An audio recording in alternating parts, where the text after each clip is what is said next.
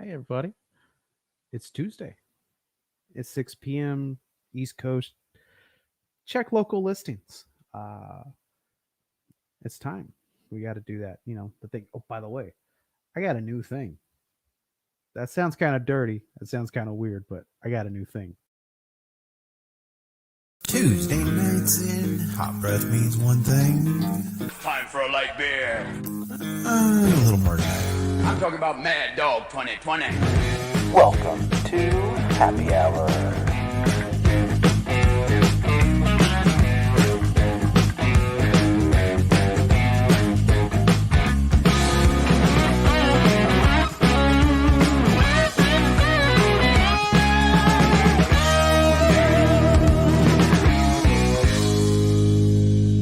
I need a drink.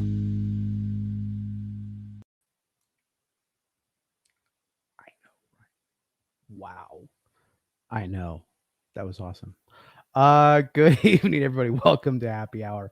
It is Tuesday, 6 p.m. on the East Coast. Check local listings, and it's another edition of Happy Hour. Love that new intro. Great show lined up, and a lot of things going on in the Hot Breath universe. Tonight, 8 o'clock. Check it out. The Hot Breath Virtual Comedy Club, hosted by Joel Byers, featuring Joan Fuchsman, Aaron Sampson, Joel Brill, and Aaron Patrick. Nice lineup, and should be a great show. And for May's going to be a Mother's Day special. Got some mothers lined up. Tomorrow, he's back. Round 3 with Jerry Corley. Only this time it's going to be in the comedy book series. We will be discussing Breaking Comedy's DNA, his book. And that's actually the last episode we have with the authors. And then what's going to happen is in 2 weeks after that, I'm going to have a roundtable with Joel and a couple comedians, one experienced, one newbie, and we're going to kind of break this stuff down, all that we have discussed so far of all the authors. So this should be really good. Hold on, cough button. So it's going to be entertaining. It's going to be great. So, but I got a nice little show lined up. Got a special co-host. Someone said, "Hey, I want to try this co-hosting thing. I might want to host my own podcast one very soon." And so I said, "Hey, come on in." And so, ladies and gentlemen, Miss Sandra Doss. Sandra, how are you? Hello, doing great. Ready for this happy hour after a long day. Welcome. It has been a long day. Yes, it has been for me. Same here. Look, my school just got back from spring break, and I have determined that the first day is always the worst day because everything in the school went wrong yesterday. And but it's definitely been a time this week, today, everything else. Ben Webb, Joan says she loves the opening. Good evening. I almost said good morning. I'm not hosting right 10, so it's evening happy hour. I almost said morning. Ben Webb says Miss Sandra on fire. All right. Hey. All So right. welcome to happy hour. Thank you for being a co-host. Thank you. Today. I have my drink here.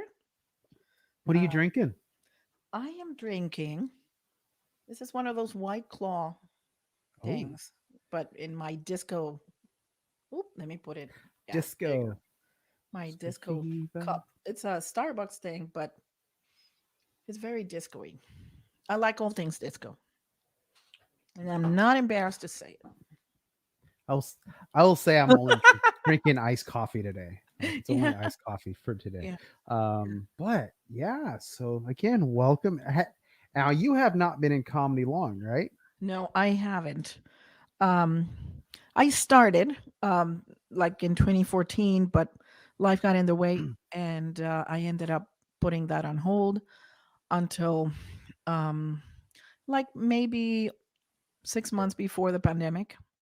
And then I found this group And now I'm more accountable every day writing a joke and getting trained. I've taken several workshops. I'm in the middle of another one later tonight with Judy Carter, and Mhm. yeah, and so I'm that's hard work. I mean, it's no Now, joke. did you start the Judy Carter workshop before or after the interview? Um, you mean now? Yeah, you said you're Yeah, doing. yeah. Last Tuesday was the first Oh wow, meeting, and then tonight is the second one. how's that going? Well, it's going well, but I mean, it's work. I mean, we're writing, writing, writing. You know, Wow. um, yeah, it's a lot of writing, and using that workbook, and it's amazing, how working with a body, you know, really helps. I mean, we were paired at random, and I'm fortunate that I have like very good chemistry with the young woman that's my buddy. And I guess it's neutral because she said, "Oh, I hope they don't, assign new buddies, for the next week and all that." So I thought that was great, especially because she's so young. And That's interesting. Actually, yeah, I wonder how many people in Hot Breath have taken the classes, because I think actually every author we've had on yeah, offers a class yes, or yeah, a writing session. So right, I know Micah has done a couple of the writing sessions with Jerry Corley, our guest right, tomorrow.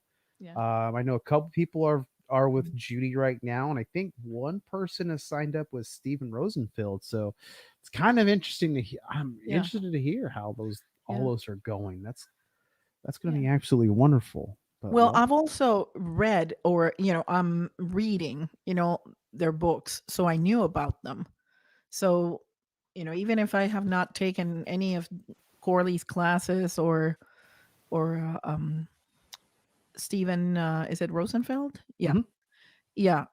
His book is my favorite. I think that's the best book of all the comedy books that I it have read. it's yeah, it's really good book, and it's in Mhm. depth. Like Right. it gets you from the start of, hey, I Yeah. want to do comedy, to, hey, my career's tanking. What do I do? Right. I was doing great. Now Mhm. I'm like, Yeah. get me back up. So Yeah. that is absolutely That's the awesome. thing. I've been researching, whatever I can, all the literature, sources about comedy, about stand up, about different elements of stand up, performing, dealing with hecklers, roasting, which is something that I'm terrible at because I just cannot be mean to people unless they are mean to me. It's like, it's just, I think it's just too cruel. I mean, I guess I could be, but it would be so. But it's a skill to develop. I mean, I want to learn to do it, even if I'm not going to do it. Yeah. So I'd like to keep at it just to learn it well. It's Uh, roasting is, if for yeah, to do it the proper way, where it's like out of respect and love for somebody, that's right. an art. Especially to not get your feelings hurt. That's an art. Yes, yes, because it's. I've I read somewhere that the biggest truth are told in jest, like in Mhm. that they're hidden, and so I think that roasting is kind of you know it is a very it's a tightrope there. That's um it's hard to master. That I think that skill. Some people are Yeah. not. Some people are natural roasters. I guess. You Yeah, know. they are. They are. I know, like, Yeah. let's see, I just the one that I did for the holiday thing was kind of weird. Making fun of all the holiday characters, and so that was kind of weird. And I think It was weird. we're It was we're weird, but it was not at least the other person. It was more the person they were dressed as. yeah. Like right now, we're preparing for the roast of PJ, and Right. so that's kind of fun in itself, just because it's PJ and he's an easier target. But I love PJ. PJ is a good guy, so Yeah. making just giving him trouble is going to be interesting, and roasting Yeah. him. But then it's Yeah. like roasting everybody else on the Yeah. panel. Yeah. That's like, oh. how do I roast Holly? How do I roast this person? Or, I forget who's actually on the panel, but I'm like, Yeah. how do I roast these people? So Right. it's going to be interesting. Yeah. Some people are always in this banter, like, kind of ribbing, you know, mode all the time. And I'm not like that. I mean, I could be, but sometimes I'm just having a regular conversation with people. But I've noticed that some comedians, every exchange is usually some sarcasm, some roast. And I'm like, see, these are naturals. They really like this. This is part of their how they interact. Um, but it's fun and I like it. And it adds a different dimension to comedy, you know? Yeah, it really does. Yeah. It really Yeah. does. Roasting's an interesting part. Well, let's get the our special guest Yes. in this conversation too. So, a couple weeks ago, I had two great guests, Aaron Despiva and Bobby Sutton, and talking with Bobby was such an interesting and inspiring conversation. As soon as I was done, Hmm. I had because all these are saved on Facebook and actually on my YouTube page. And I was like, I had to go show my wife Uh-huh. part of the conversation that Bobby had with her dad. Oh. Mhm. And like my wife was inspired, and I actually showed my daughter the whole thing. Like it was such a good interview that I was like, okay, I got to get Bobby back. I got to get Bobby back on this like ASAP. Like now, I got to do this. And so I was like, okay, we got to do this again in 2 weeks. She said yes, so she must have liked me a little bit. But without further ado, ladies and All gentlemen, right. the one, the only, Bobby Sutton. Get out of my attic, you tree rat! Hey, shoot. Hey, Bo! Hello.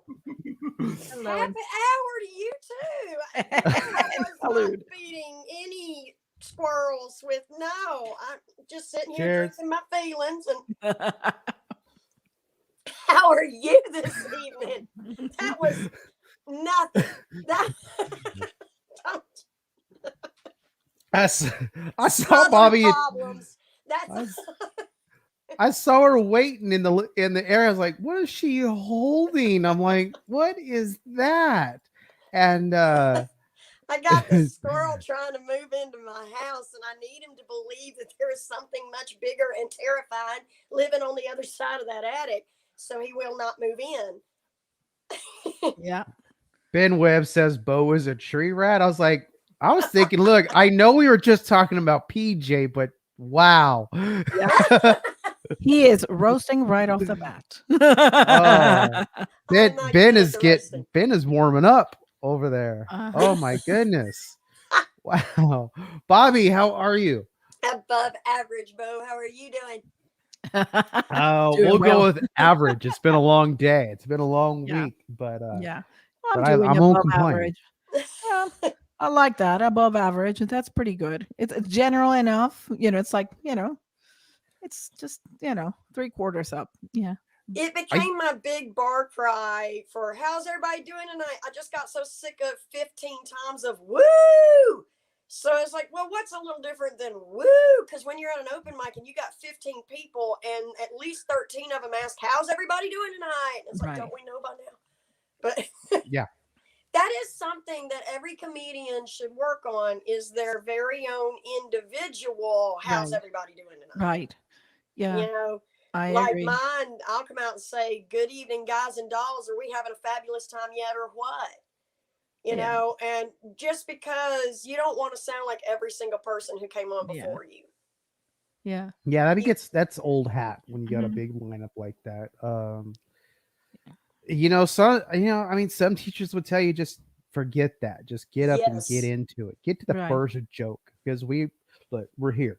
We're We know good. We're everybody's getting doing- drunker, and don't bore Exactly. us with the Yeah. formalities. Or you could just say, hello, I'm happy to be here and let's have some fun. Exactly. Thank your Yeah. host. Yeah. Thank the venue that had you and get right Right. into the jokes. Yeah, because unless you are the first comedian, I mean, if you're the first one, yeah, then you get to greet everybody.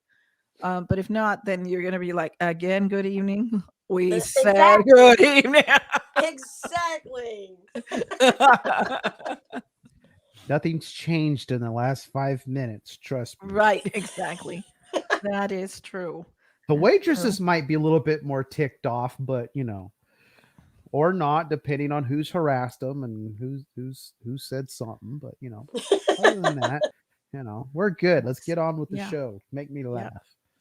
You know. That's right. S- That's right. Wow. Yeah.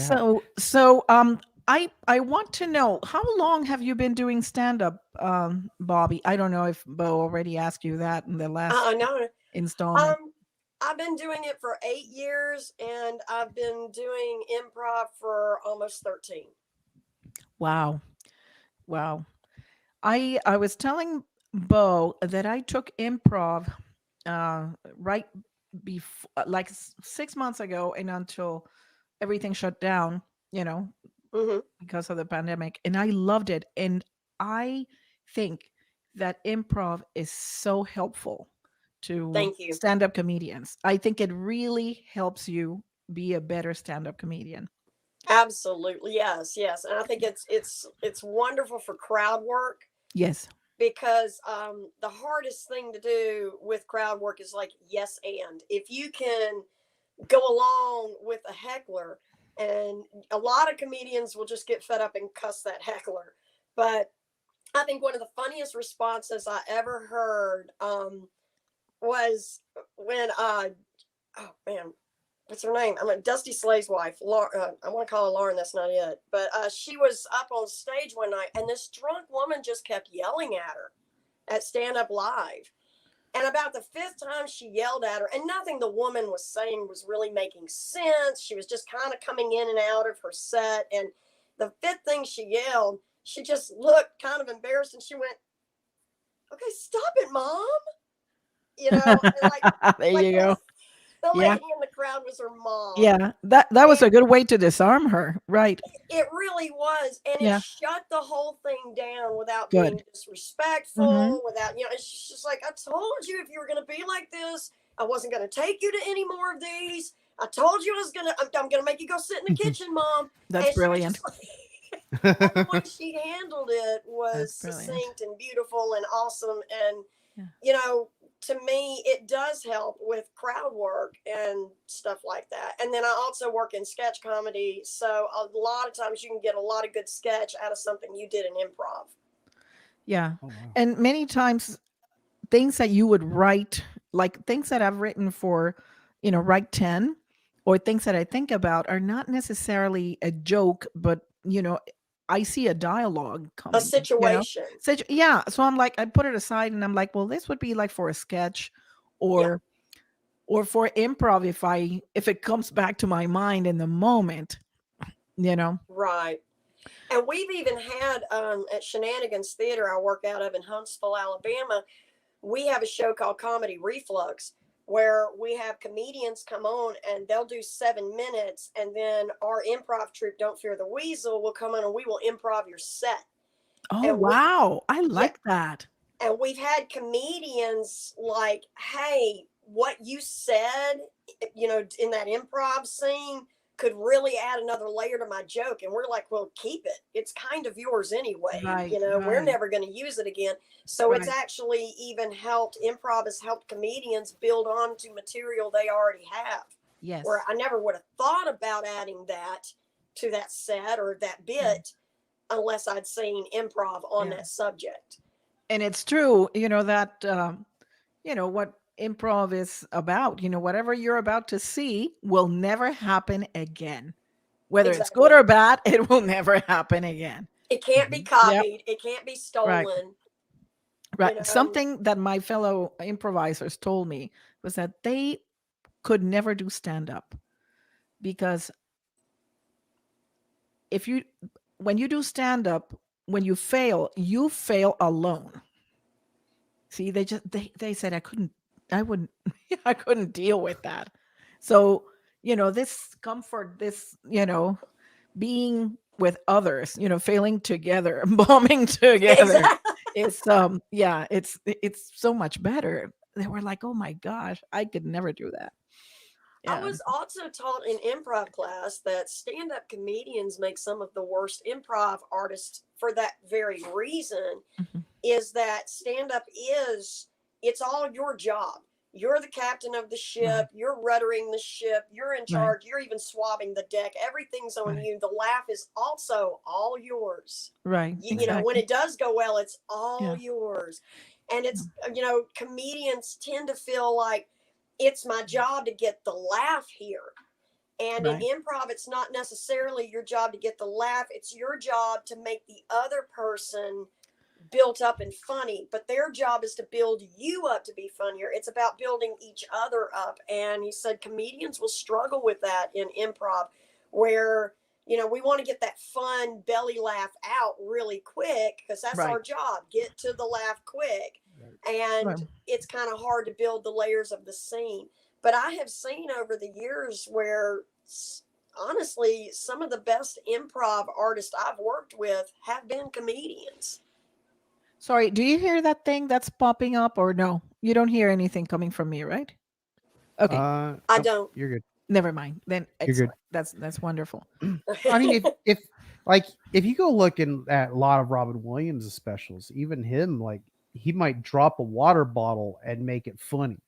And it's like take Yeah. any little screw up that might happen and do something with it. Right. And so it really does help a lot. Improv is something I would love to get into at some point. Yeah. And But I found an article that I can share with you because I bookmarked it. And this comedian really, he wrote a very strong article against improv. It's like improv is like the poor sister of comedy. It's what I forget the wording, but it was like, it's something different. It's not the same. And that's the thing. It's not the same. No, and a lot of comedians have Mhm. this belief system. And if you see on TV, they make a lot of fun of improv about how bad it sucks. Yeah. And I think honestly, I think it kind of comes down to a little bit of sour grapes and hate because I will honestly say, I think I'm better at improv than I am at stand up. Yeah. I think there are people out there who are better at me at getting the belly laugh and stand up. Mhm. But like you said, they are two completely Yeah. different forms of comedy. But when a comedian who's used to getting all the laughs can't get as many laughs as those improv artists, well, then that sucks. And that's a Well, stupid art form. And, Yeah. you're going to have people who don't like this form of comedy or that form of comedy, like alternative comedy, whole other form of comedy than stand-up comedy. And it does, just because I might not like what you're doing doesn't mean it's not a valid level of comedy that needs to be out there being performed. Well, the thing is that just like a stand-up comedian has to get good, and it takes experience, practice, and all that. Same with improv. And not only that, eventually you find the people that you have this chemistry with, that somehow you can read very quickly and therefore create a scene with them. Know Yes. where they're going.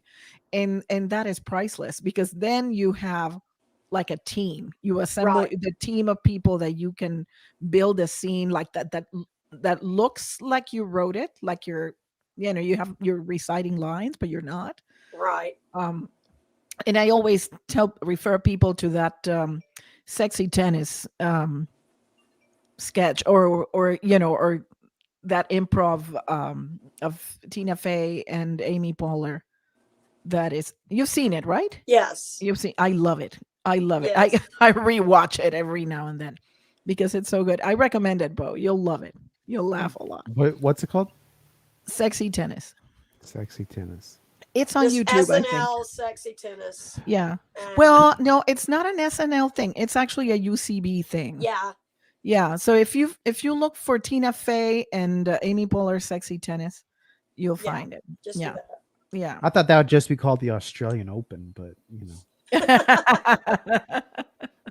I mean, I love tennis, so it's like, hey, Yeah. let's go for it, Well, you'll see why they call it Right. sexy tennis. But it seems like like if anybody has anything against improv, which nobody should, it's just improv takes a different wiring of your brain.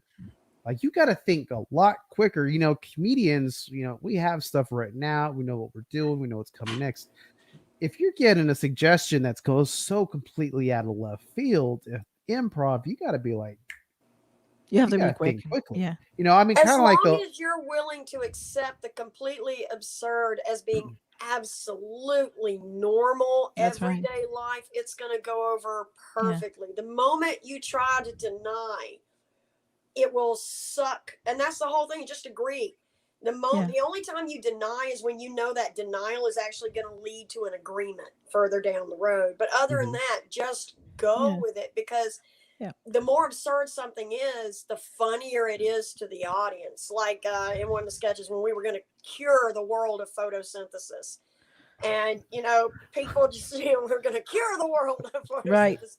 And, and then like, the other actor knew, okay, so I'm mad scientist and I'm going this route. And I was like, oh, you're going to make so much money off of my invention. I'm just proud to be a part of it. And so, you just and that's what I mean. Like, I'm layering him up. He's layering me. And it's not about me getting the laugh. It's about us getting the laugh. Yeah.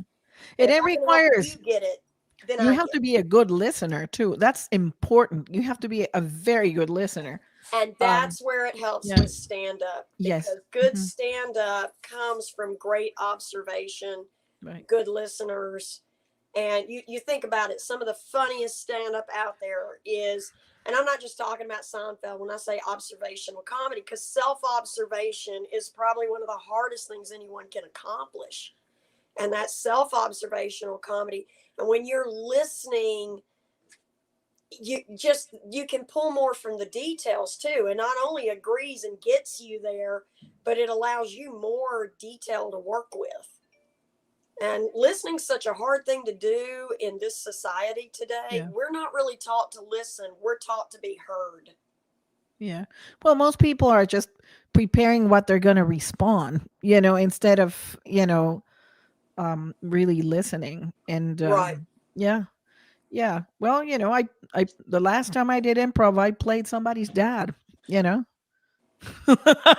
like getting the opposite sex characters. Yeah, it was It's a somebody's lot of fun. dad. We do that a lot at our theater. And that's the thing, it's about just going with it. Yeah, going with it. And like 90% of that audience already admires you as a comedian or as an improv artist because you got up there on that stage anyway.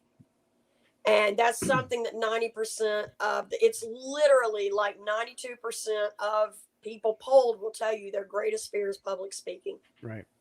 So the fact that you got up and did it and you laid yourself out there to be judged by everyone in that room, or on that Zoom feed, they've already got massive admiration for you. So, that's one thing that can take some of those butterflies off, is that they already respect me because I got up here. Now it's just a matter of me having confidence in myself and knowing that, make sure you know your material before you step on stage. Cause it blows my mind how many people do not know. I wrote this down on the way here. How come I didn't get any laughs? Like, well, you were reading it out of your phone, and so hold on, and that's not funny. Develop it, even like at an open mic, work on something that you've got established. If you got something you wrote in the car on the way over there, flesh that out a little more and bring it to next week's open mic. What have you already got that's strong that you like? Now I'm trying to polish that little diamond. Every diamond can be polished to a higher sheen.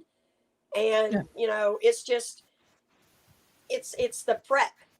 That's one of the things that I think I do enjoy about improv is that you don't have to really prep for improv, but stand up, it does take preparation and care of your craft.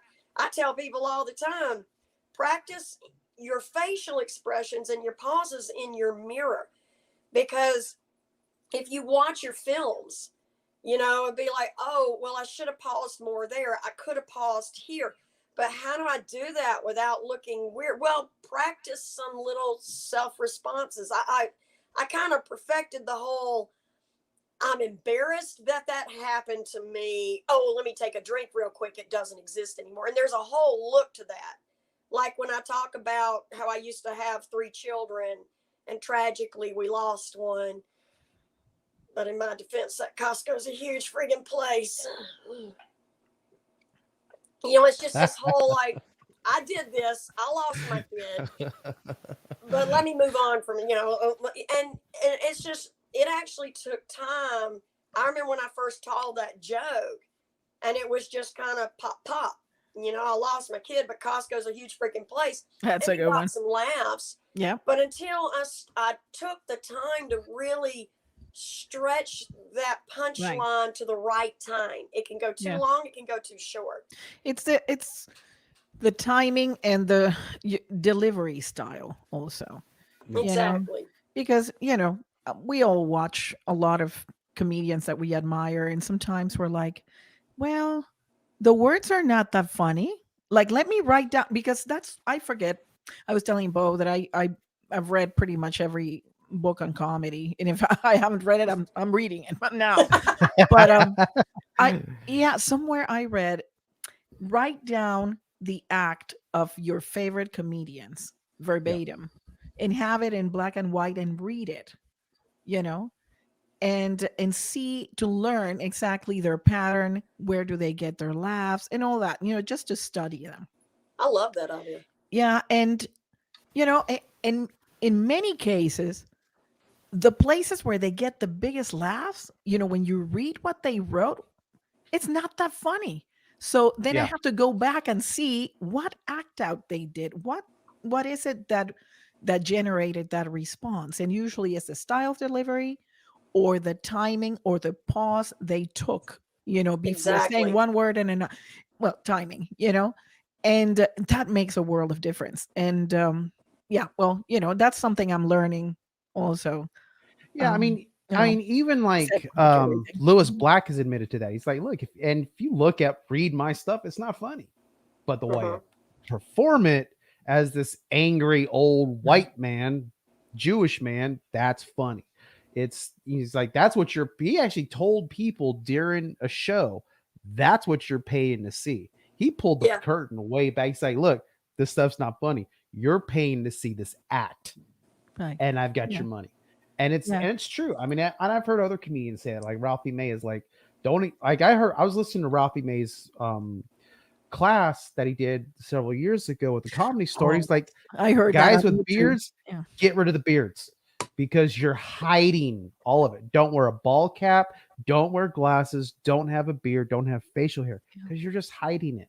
You're hiding the facial expressions. And he's like, that's part of my act, is a facial expression. Look at guys like George Lopez. George Lopez has a lot of facial expressions, on stage. And so that's just one wide eye that's everything. And I mean, even now I'm trying to like make sure I incorporate it. And even Uh-huh. outside of comedy, I think it was going back to Sandra's point, like some of the greatest speakers actually like will take photographs of different poses and looks on their face and practice in mirrors, like In the mirror. preachers and world leaders, and they will practice that stuff. And where does this hand go, and this look and that look, and I mean, that's an interesting piece to rehearsing your Yeah. act, is the look that you give, because It's I mean, all part of it. And that's why, rather than that thing you wrote on the way here, work on that thing that I've got these words pretty down. Okay. Awesome. Now you've got those words down. Now it's time to start working on your pauses, your facial expressions, really fleshing that joke out. And then work on your facial expressions and getting those words down for what you wrote in the car on the way over here, and do that next week. And but so many people say, oh, I just got this. We feel so pressured, I think, at open mics, because we're all coming back to the same open mics over and over again. And I think we all feel so pressured to bring something different to the table every week, that we get to where we're not bringing substance. We're just bringing quantity. We're not bringing quality. We're bringing quantity.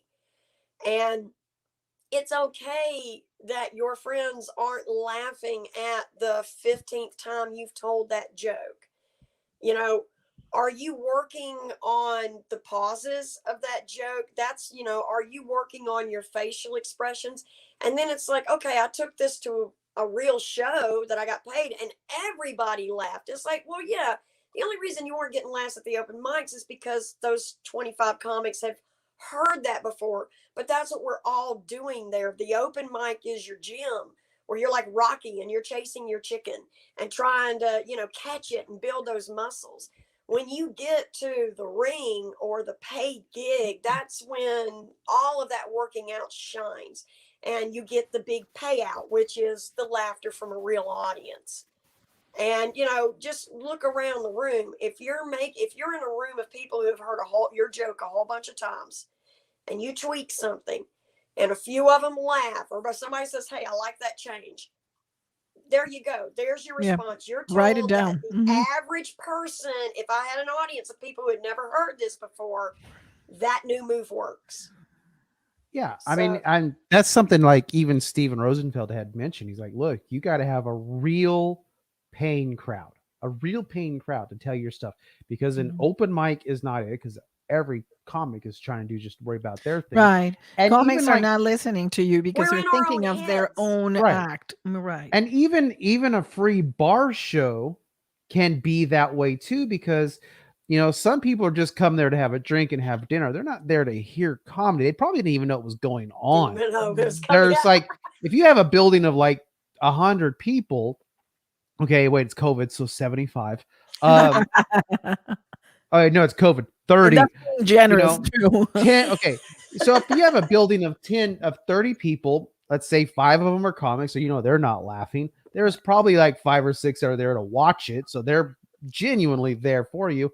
And the rest of them are like bartenders and everybody else. And we're like, oh, there's a comedy show.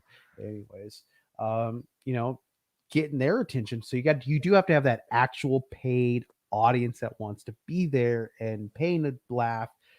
That's all they're there for. And so that's very interesting. Yeah. And like when I do those open mics, I will tell you the people that I like to pay attention to are the bartenders, the waiters, the kitchen staff. For the first 2 years, about I'd say 16 months of me doing open mics, there was these 2 particular places I could go to. Granted, it was run by the same group of people. When they would call my name, one person would stand up and do this like a choir leader. And all the comedians would get up and follow him outside, and I would perform to an empty room. Wow. And most people would be like, well, why haven't you quit by now? And it's just like, because I didn't come to perform to them. I came to practice and get some stage time.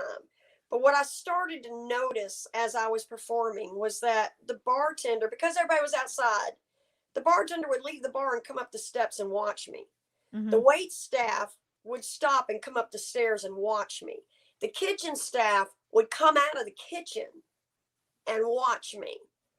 It's like, okay, so these comedians really don't care what I'm doing, but I got people to come out of the kitchen because they liked what I had to say. So you look at who is paying attention to you. Don't worry about, oh gosh, there's only 3 people in here. Oh man, only 2 people here. Right. It doesn't matter. Those are the times where you can really learn what your material is worth.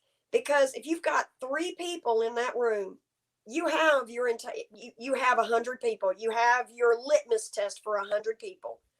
A third of your audience is going to genuinely laugh. If you had 100 people in the room, 35 of them are going to genuinely laugh. Another 35 are going to laugh because psychologically the room laughed, so I'm laughing. That's just a psychological fact.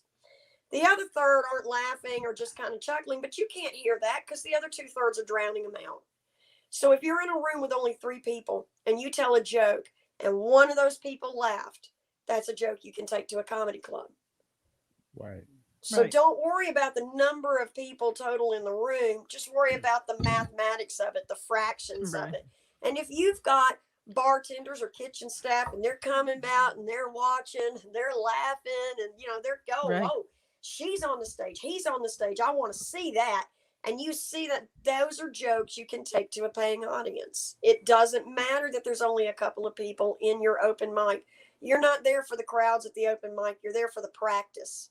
You're there to feel that even when there's not a lot of people. Bo, you can agree with me on this. I'm sure, Sandra, you can too. Even if there's not a lot of people out there in the audience, still that feeling of being on stage under that light, holding that mic, Right. Yeah. Yeah. it's still working out the muscle of it. Yes. Of course. Yeah. You know, and so it's still important to get up there, even when there's not a lot of people. Don't worry about that. You're there for you. At an open mic, you're there for you to make you stronger, and don't really worry about anybody else as far as the comedians are concerned. If the comedians aren't laughing, it's only because we've heard you. It doesn't mean we don't think you're funny. Or because they're too distracted with their own act. We're all in our own heads. Yeah. That makes sense because, it's like it's not a real audience in a way, They're just there to do the same thing you're doing. Exactly. And sometimes you probably thinking people aren't paying attention, and they are. They are. Like I mean, there's been a few instances lately where I've had someone that I didn't even know they were at an open mic with me because I wasn't really paying attention, and after a show I was like, oh dude, I was really hoping you were going to do this material and that material. I'm like, how'd you know about that material? He's like, we were at an open mic together. I was like, oh, I feel bad. I don't remember you. I'm sorry. I don't remember you. So many comedians, so many open mics, so little memory. That I've, so many brain cells that I've drank away, or something like that. I don't know. But yeah, so sometimes, hey, look, it may not seem like people are paying attention, and they are. I've been to one time, the guy was on the phone. He was writing stuff. He took a phone call. Oh my God. Scrolling through, like he didn't look like he was even there. And then after the set and everything, I start to walk away, and he snaps at me and calls me over, and he's like, look, we're having a convention. I like your stuff. So he was totally listening. He was totally listening and auditioning people while he was doing all that. He could just do 73 things at once. Just because they don't look like they're listening doesn't mean they're not listening. Like, I got booked by this guy that I thought, why is he even here? Why would you come to a comedy show to do all that business on your phone? But he was booking people. Right. I have a question for you. Have you had hecklers? Me? Mm-hmm. Oh yeah. And how have you dealt with that? Well, this is hot breath, and we're kind of family oriented. So let me say, let me use the word chicken. Okay. And y'all know her. I just get real kind of blinky, and I go, excuse me, sweetheart, how far did you drive to get here tonight? And it's always somewhere like, I don't know, 10 minutes, 30 minutes, blah, blah, blah. And it's like, well, this chicken sucker drove 2 hours to get here, so this chicken sucker wins. Why don't you shut your little chicken sucker now? Thank you. You're a little peach. And everybody just laughs, but I say the other, woo, not chicken, but the guy chicken. And I'll tell you, it throws the men off because I use the word chicken sucker. It's a woman coming back at him, with the D joke first. He doesn't know how to handle a woman throwing him off kilter with this chicken sucker drove this long to get, so this chicken sucker wins. And then girls, it just makes them so, now they're not going to laugh at me. If any woman that a woman asks to please hush, she's not going to laugh at you for the whole rest of the night. But what do you care? She shut up. That's all I really wanted. Right. Yeah, women don't like to being called out by women. If a man calls out a woman, if you call out the opposite sex in a flirty way, you can put them under the ground and they will happily take it and it'll shut them down. But if you just cuss at them, or I'm never going to cuss at somebody or rail them over, because everybody in the room is left feeling a little uncomfortable. Right. You don't want to lose the crowd. Yeah, you don't want them to turn on you. And it's not even like I've seen it where it's not that they turned on him. It just kind of made the air so tense that he then had to crawl his way back from the tension that the interaction created. And, I just would rather shut it down with something lighthearted and fun. And it kind of puts me in a little self-deprecating position. So it's like telling you to shut up. Oh, that's funny. I have found that's the best way is just shut up. And you haven't had, and that worked. Oh, that's great. That worked. In other words, you haven't had any escalation or anything like that. No. It is true. You catch more flies with honey. Right. The kinder you kill them, the happier they go down. And I am not about to try to get into a testosterone fight with a drunk dude from stage. It's just that you don't know, sometimes it's unpredictable. Sometimes they're drunk, sometimes I don't know, they want to have a conversation even though they're at a comedy club. Yeah. Exactly. Oh, there's a friend of mine, Rocky Davis. He's my mentor in the game. Like, first open mic I ever did, he was the host. And I've been to a lot of stuff that he had done at Stardome and stuff. I've seen that guy get punched, this one drunk lady scarred him. He has the scars where she just hauled off and scratched him. And what he was saying, and he was kind of doing a little bit of that, shut up. I mean, it was flirty. It was cute. It was funny. He was telling her to hush. She had talked through 3 comedians. And everybody was laughing, and she was so drunk it made her angry, and she waited for him outside the door. And I guess watching what happens to other people, I've seen people get jerked off the stage. I've seen her. I have lupus. I could crack. I don't need anybody pulling me off the stage or slapping me down. So I just try to be kind. And like what Joel taught about roasting, as long as you smile at the end, if you say it kindly and you smile, they know it's all in jest. And so, especially I will say this, being a woman in comedy, I'm not going to get in a testosterone fight with anybody. I'm not going to try to outbeat anybody. No, of course not. Yeah. I'm just going to, use my talents, which is bat those little southern eyes, call you a peach. And just play the card that God gave me to be able to get off that stage alive. Right. Yeah. I'm always fascinated by how people deal with it, because you never know what you're going to get, I think you just got to have something that's in your holster just for every case scenario. Yeah. Right. I mean, it just depends. It depends. I have a list of things depending on what. It's like a tree, if this happens, then this, and then this. I like a decision tree, It's funny because I haven't really had any hecklers yet in 3 years. I think my biggest heckler was probably on this show, and that's only because my sister started taking over the comment section. She can be quite the pain in the butt because she's the little sister, and which I now have material on her in my act. So trying to think is is it about her, or is it more about my mom? But it's kind of it's God, what is it? Oh yeah, my mom clearly loved my sister more than me. Mom gave me years of depression, and mom gave her up for adoption. So mom liked her best. Yeah, mom liked her best. She gave her up for adoption. I was growing up trailer treasure too in California. See, that's why we get each other. We just know each other from afar.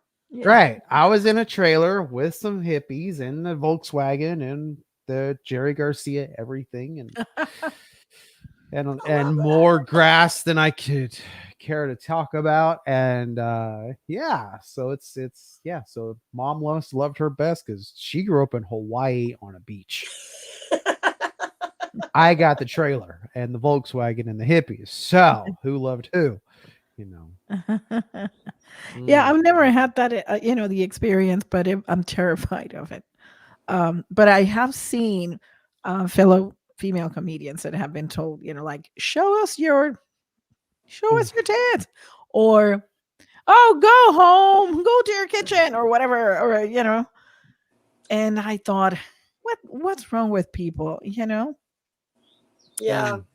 That alcohol. Yeah, I'm like, this It's a person, heck of a thing. That A this person, word. like, you should have gone to the other place next door where they do show tits, not Yeah. here. Yeah. Yeah, I Now, get, My I know. answer, I've only been asked that once. And my answer to that was, baby, I can't even push them together and make one Right. good one. You They're don't not want to gonna see be that. all the same. Right. Yeah. I have been fully flashed, like dropped all the way to the ankles. And I consider, to me, that's a lesson in how women are treated in comedy. And, well, how should you respond? Absolutely no response. If you really want to crush the guy and take him out at the knees, no response at all. They want that horrified response. They want you to get, that's what makes them feel empowered. And this particular guy, he was African American. He came on stage and his joke was, I'm white from the waist up. I'm white from the waist up. And then he would give different examples of how he's a white man from the waist up. And after the show, he's getting all flirty and I'm, yeah, you know, and he's like, well, I got something for you. And he drops it. And two of the women went, oh my God, and just kind of walked away. And he went, what you think of that? And I just like kind of crossed my arms, just went, looks like you a white man from the waist down too. He like kind of, and he very like humbly just kind of reached down, pulled his pants up. No one saw him again for the rest of the night. And it's really, that's the thing about being a woman in comedy is if you're going to be super upset about that kind of behavior, Right. stay out of comedy. Yeah. Because those men exist everywhere in every business. I'm kind of tired of men only getting this reputation that there's only dogs in comedy. That's just crap. There's dogs in every business that you go to. My sister was a waitress and the manager used to only give good nights off to the waitresses who would perform acts on him. It goes on everywhere you go. Gosh. And so, yeah, and the way that you handle any man like that is just don't respond to him. Yeah. You know, tell you and let yourself know he's that small. He's so small. He's so insecure that he feels that this is going to make him feel bigger. And that's the easiest, I mean, the best way to chop anyone off is, wow, you must really hate yourself if you have to pick on others this dang hard. But you know what, that also kind of goes back to your mindset with improv. Like you're able to think quick. Yeah. You know? And I mean, even Sandra with having been an attorney, your mind has to go quick because you don't know what that opposing attorney is going to say or do. Yeah. That's going to be like, hey, wait, no, we're not going there. You know, exactly. So even you got to have that very, very quick. Oh yeah. Yeah. I'm just interested in how I'm fascinated by how other people, you know, have had or what they have encountered, because sometimes it's so weird. Like this woman on, I think this website, this page called Displaced Comedians. Yeah, I love Displaced Comedians. This lady, she posted a video of some heckler that actually got on stage, you know, and came really close to her. And so you don't know, you know, she was not expecting that. So, you know, it's interesting, all the things that could happen. People may throw things at you. Well, actually, in some countries, that's how they have nights when people throw tomatoes at comedians. They do that in Colombia. And you know that it's going to happen, you know. Yeah. So, yeah, it's part of the thing. But if that's not the format, I mean, you're not expecting anything, you know.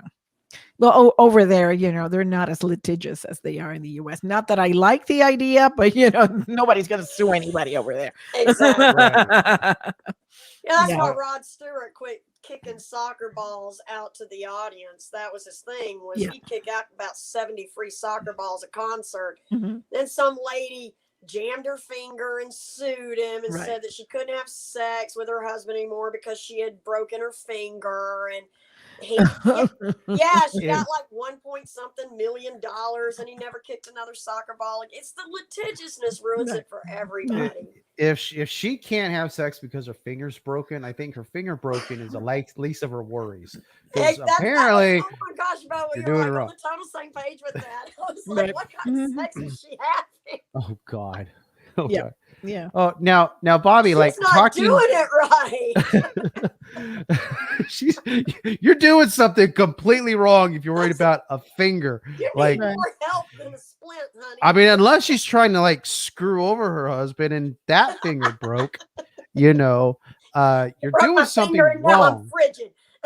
Now I can understand if your finger broke and you can't sip a little tea, but you're Yeah.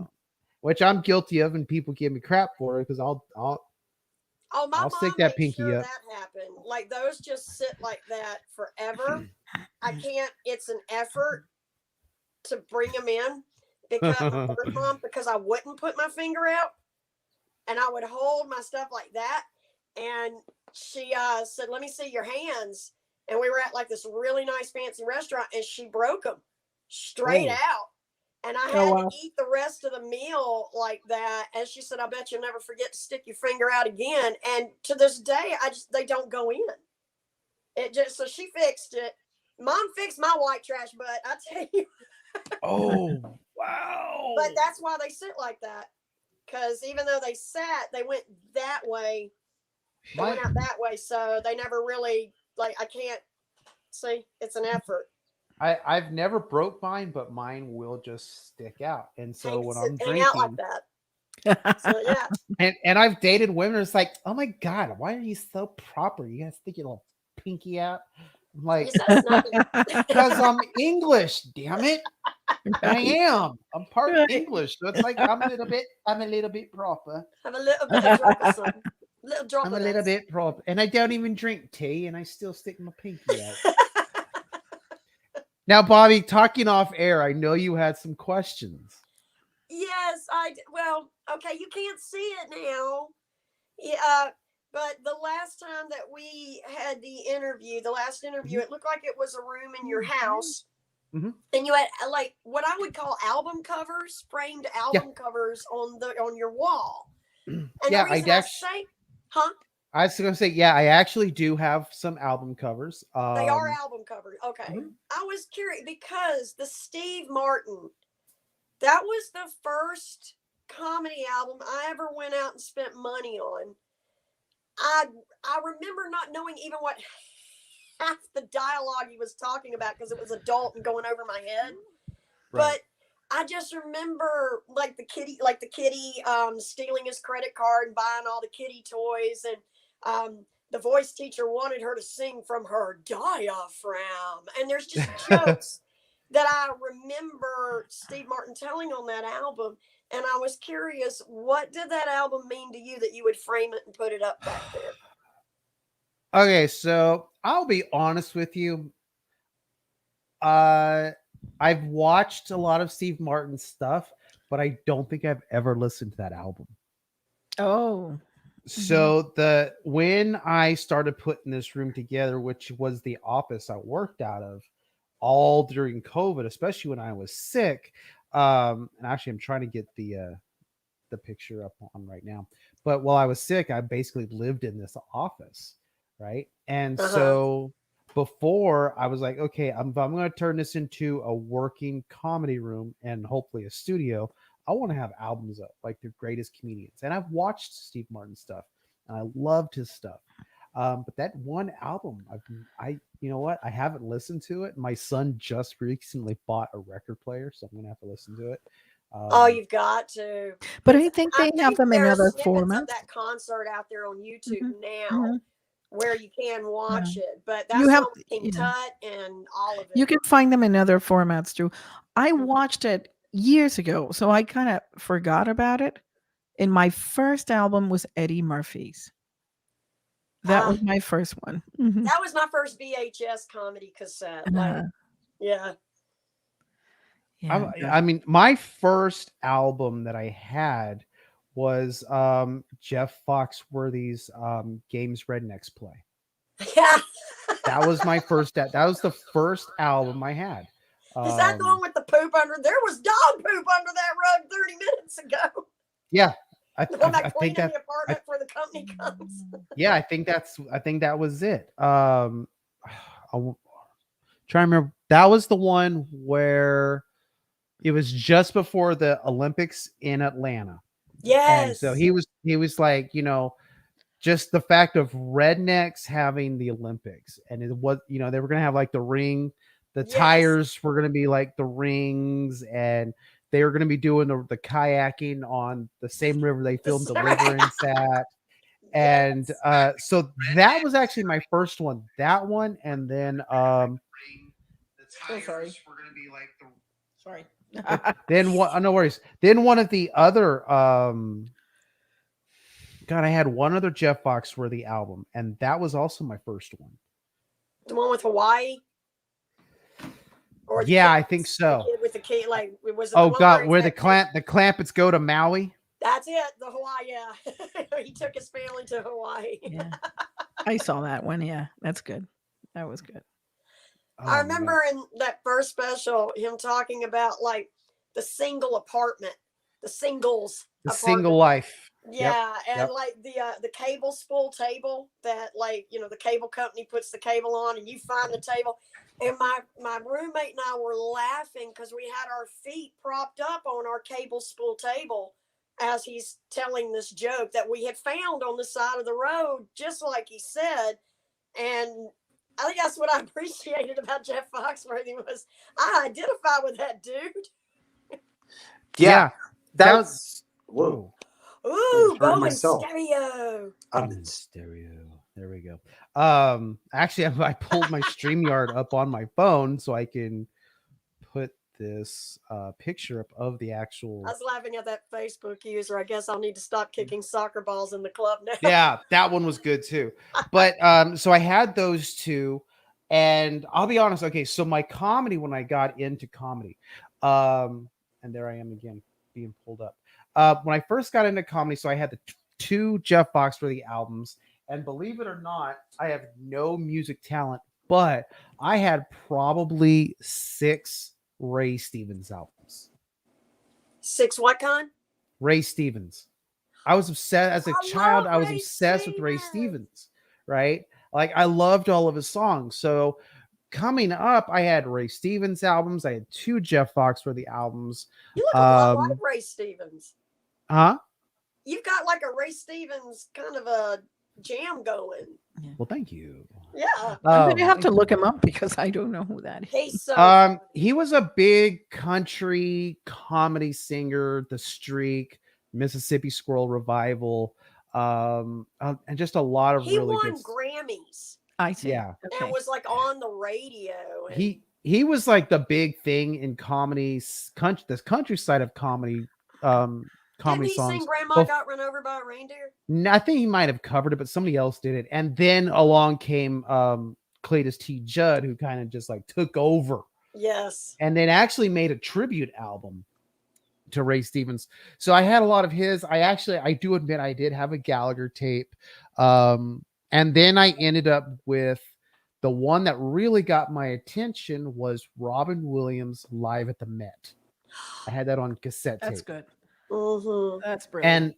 And this was like after I've seen like Mrs. Doubtfire and Aladdin and all those good Robin Williams movies, right? And you like they're Yes. all clean. And then I'm hearing live at the Met, and I went,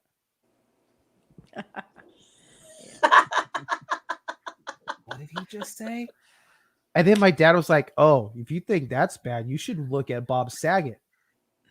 Oh Huh? my gosh. Bob What? Saget is one nobody sees coming until he's hit you. Like he When- is look, not Danny Tanner at You all. know, exactly. Having grown up watching Full House and America's Funniest Videos, and now all of a sudden I'm hearing all these sex jokes at it. I'm like, and it was at that point I learned, I was like, wait a minute. All of the comedians that Disney has ever put on a TV show or a Filthy. movie are the bluest, dirtiest comedians you can find. Like if you just look at Aladdin, you had Gilbert Gottfried and Robin Williams. Yep. And Gilbert's like the bluest of blue. Like, dude is crazy. But I Yeah. love Gilbert. But yeah, so that was my first albums. But even then I was like, I never thought of, hey, I should be a comedian. I hadn't thought about that. In middle school, I was finally exposed to George Carlin and Dennis Leary and Oh, Andrew yes. Dice Clay. And I was like, ooh. I'm going to say this as a woman, and I'm going to get shot down for it. I love Dice. I have always been a huge fan of Andrew Dice Clay. I think he's brilliant. People don't get that he's doing a satire on those guys. That's not who Andrew Dice Clay Yeah. really is. He's like one of the sweetest, kindest, most generous gentlemen on Right. the planet. And he worked as a bouncer outside these clubs, and he was actually doing a satire on these mooks who think they're entitled to women. Right. You know, and it was I mean, really just a character he was doing yeah. based on observation from being a bouncer of these men he had to throw out of the club because they just gave women too hard of a time. And it grew into the Dice Man. And I just, for comedy's sake, I think the guy's brilliant. I think Right. he's such a sweet guy. I love the Dice Man. I mean, you're right. It was a character. It's no different than Lewis Black's angry Jewish white man, Gilbert Gottfried's high pitched, because he doesn't talk like that in real life. Exactly. It's just a Bobcat loud, Goldthwait annoying, doesn't talk like you that. know. Larry the Cable Guy is not a moron No, redneck he's who really dresses like that. smart.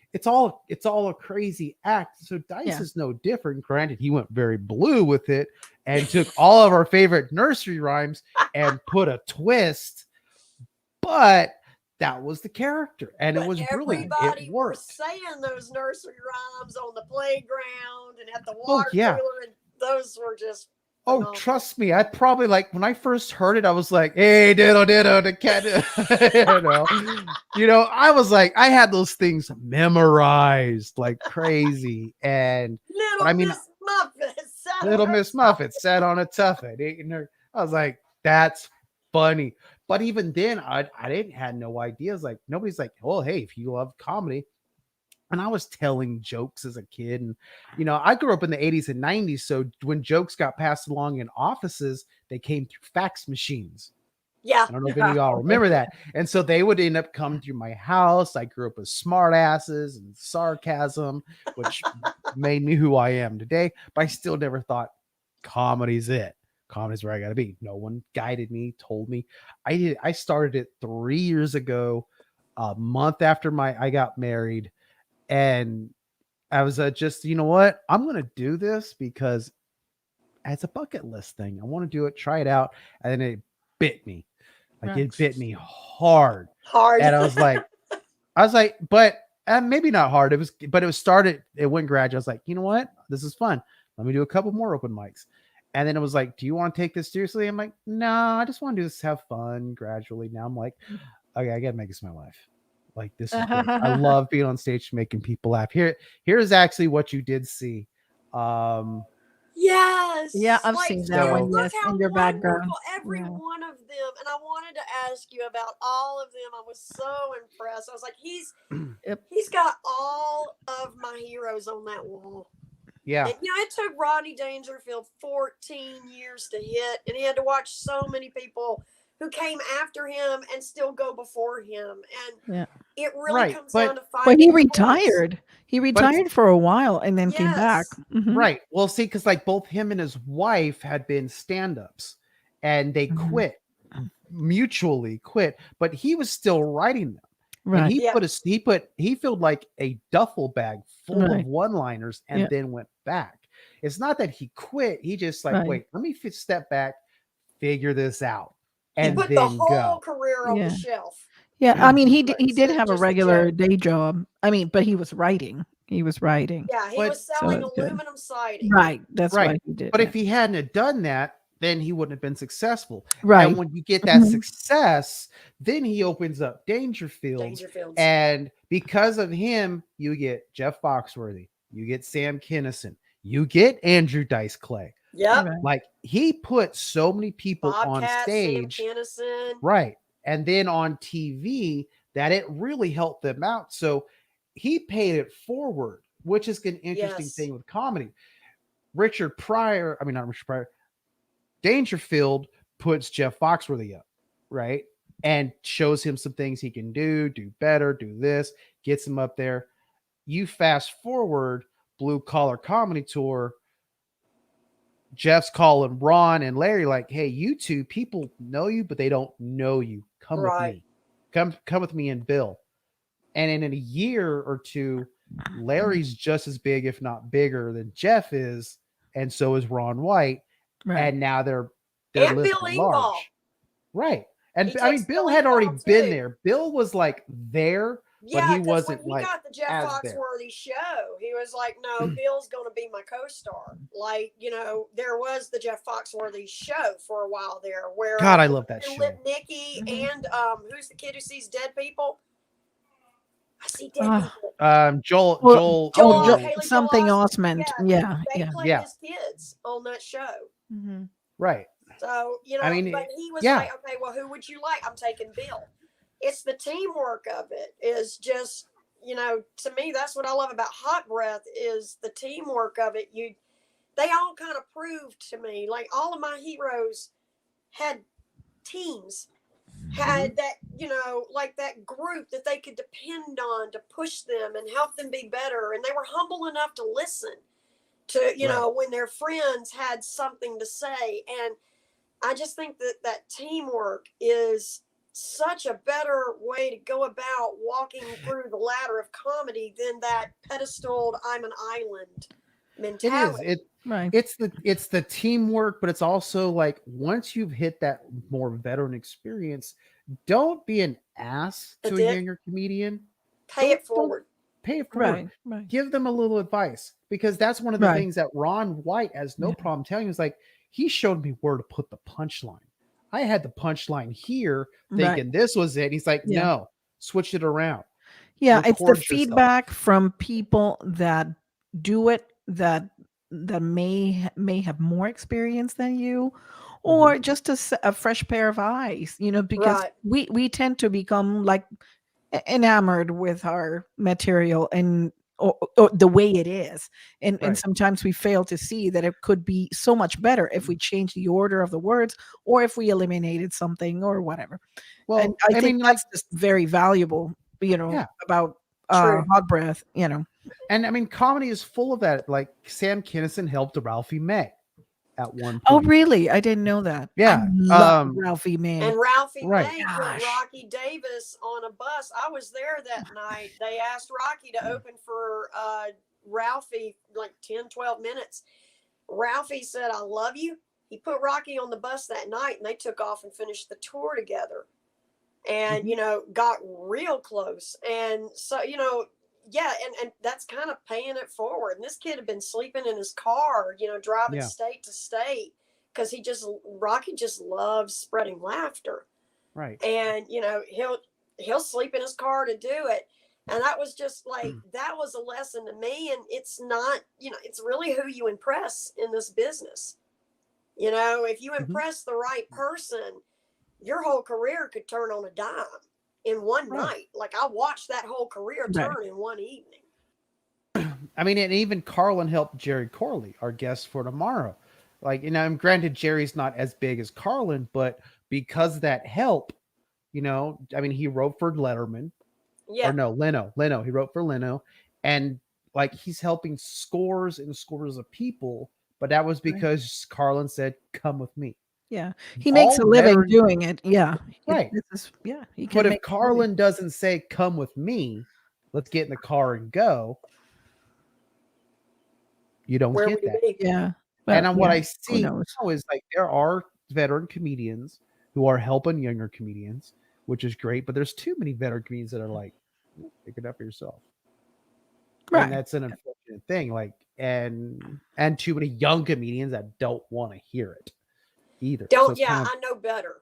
That whole, Yeah, it's I've like, never oh, I done know it, more but than I you know do. better than this Yeah. expert. It's important to be humble, and also to know that every person has something interesting to say, some fresh take that you may not have, regardless of the fact that we all have different walks. We come from different walks of life. People have different levels of education, different family background situations or whatever.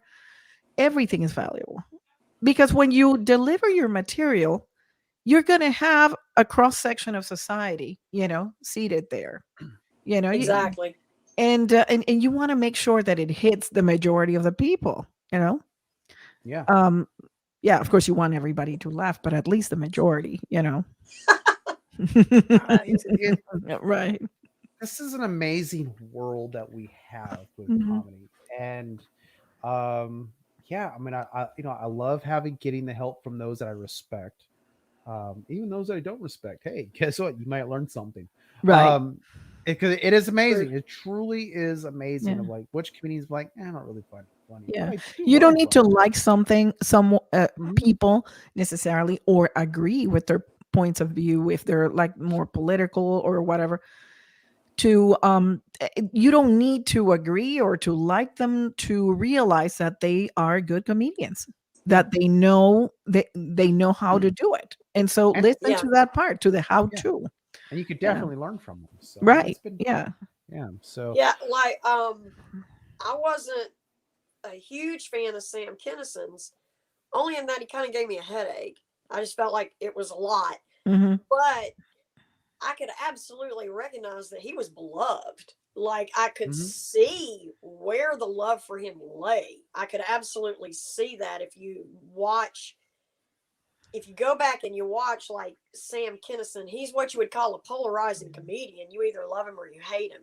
But you see where his father's the influence of being a preacher lies in there, Yeah. and he really was an evangelist. I mean, the only difference between him and like Joel Osteen was that he was telling jokes, but he was doing it exactly like an evangelist would. He'd start low, he'd get you rising, he'd get that spirit going, and then he'd give you the Holy Ghost, and he'd throw it in your face, and and Right. That was his Yeah. style. Mhm. Yeah. yeah, Yeah. so Actually, he was still Yeah. an evangelist in Yeah. his way, Yeah. you can find his last sermon that he ever preached on YouTube.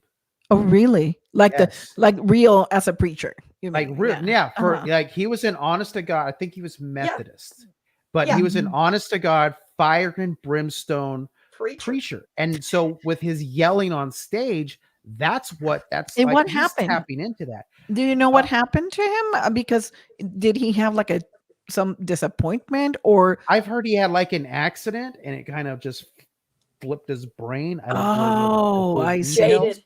Apparently, Mm, It his was brother, who was along that if also you believed enough in God, you'd heal yourself. I see. right. Kind of Okay. a you didn't have enough faith, and Mhm. that really jaded him because it was like, well, what if this was just the path God wanted me to walk, Right. and nobody could accept that? It was Uh-huh. just you didn't have enough faith to Wow. heal, Mhm. and it jaded him. The guy believed in God. He just kind of walked away Right. from the belief Mhm. of religion. Yeah, I was curious to know, what made him, switch that way. Yeah. Yeah, Apparently, Yeah. his apparently, congregation and Mhm. people, peers in the church. The thing that flips most people away from the church, some I other see. church member. Right. right. Mm. Apparently, like his brother actually wrote a biography on him and kind of explains what happened. I haven't Mhm. seen it, but yeah. So I mean, that is an amazing part of how much of your actual life you now can actually be put into a comedian, your profession. So Mhm. I mean, his was being a preacher. So boom, there it is. Right. Yeah, You Yeah. put it in there. Well, and Um, there's a lot of material, I'm sure, if you're well, dealing I with mean, like people, like in that capacity. Yeah. Well, even now, there's like a lot of like several professional wrestlers, ex wrestlers who are now comedians, and they're yeah, taking what they learn of how to speak in a wrestling ring and putting it on stage as a comedian and just Right. kind of flipping it, especially if you were the bad guy, now you just got to take that and make it good guy Mhm. and make Okay. people laugh with it. And so it's like, it's amazing what in your, whatever you do, you could probably use it in your comedy. Um, Unless you're a judge, I don't think you can be a judge and then be a comedian. Because what are you I going to don't say? know. As long as you You don't could name be. names, You I could think be. a judge would have a plethora of material. Yeah. Honestly, it might be good for a heckler. Order, You can't Yeah, have you bailiff, could. bailiff. You could. Bouncer. Yeah. You Because let's totally face it, could. a bailiff and a bouncer, same thing. Yeah. Well, talk about attitude. Having an attitude when you are a comedian. A judge has to have a certain attitude, and takes a robe off and is no longer a judge. It's and you can take sides, you can do whatever. And I'm Yeah. sure they have a lot of material too. Wow. Yeah. This has been Yes. a very fun show, and we are like It has way been. over. We are way over. Yeah, I was gonna Not I was that- gonna text you telling you that I have to. Not that I have any producer going, get off. I don't have any of that. Yeah. Unless Joel's messaging me like, get off. We have a show in 30 minutes. But Oh, you do. yeah. Okay. Yeah. So yeah, but before we leave, just as a reminder, tomorrow, Jerry Corley. It's going to be a special 6 p.m. Eastern. I know Joel said 5. It's 6. Okay. And then tonight, in about 40 minutes, The big boom, show. the Hot Breath Virtual Comedy Club. Will with, it be recorded? It will yes, be recorded, right? It will be Yeah. recorded. Yeah, because I Um, have my workshop and I'll miss it, but I wanted to see it, of course. And then next month, we're having the Mother's Day. So, hey, wait a minute. You two are moms, right? We are. And you I'm the mother of a teenage boy. So therefore, Yes. you both have to be on the show. Oh, There you there you go. All right. Yeah. So everybody knows where to find Bobby. Bobby's so easy to find. But Yeah, give them right here. where can they find? Do you have anything coming up? Me? Yeah. Do you have any shows or? I'm just performing weekly. We got Bingo Prov. If you're anywhere near Huntsville this weekend, it's Bingo intermittent with improv to break up the game. I've got the Mama Day show coming up at Shenanigans.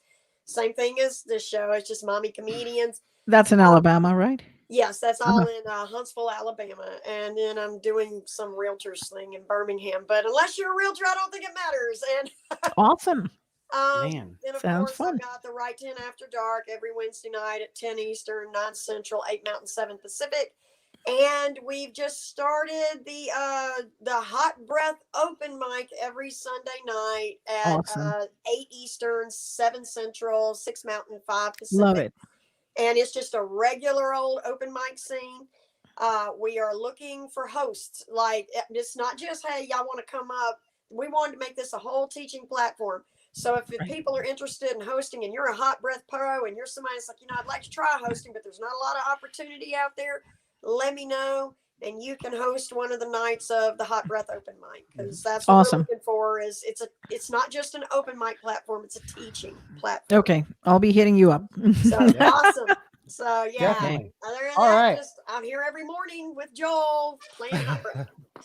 And tomorrow's After Dark. Yes.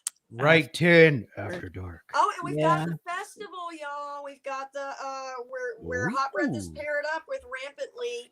The LA Rampantly is gearing up for the the Las Vegas Digital Comedy Festival. Hot Breath is going to be coming in there. We've got breakout rooms. We're going to be doing Hot Breath, right tens and stuff like that. So, if you're interested, hit Joel up. And if you're interested in trying to get a slot, send stuff over to Rampantly's DM page. Send your audition reel and stuff, because they're looking for comedians still. So Awesome. Yeah. Okay. Awesome. Well, thank you, Bobby. Thank you, Sandra, for joining me as a co-host today. Hey, red That's nose. what happens when you're a Robbie. mom, Robin Williams knows. Red Yes. nose. Yeah. All Remember right. Pat Adams. All right. Yeah. So, and again, for those that are watching in the Comedy Writers Room, in about 30 minutes is going to be this month's virtual show. All right, everybody. Thank you for joining us, ladies. Thanks you for so having much. me. Thank you, Sandra. It's been so fun. Have a good night. Awesome job, Sandra. Yay! You are a Thanks. natural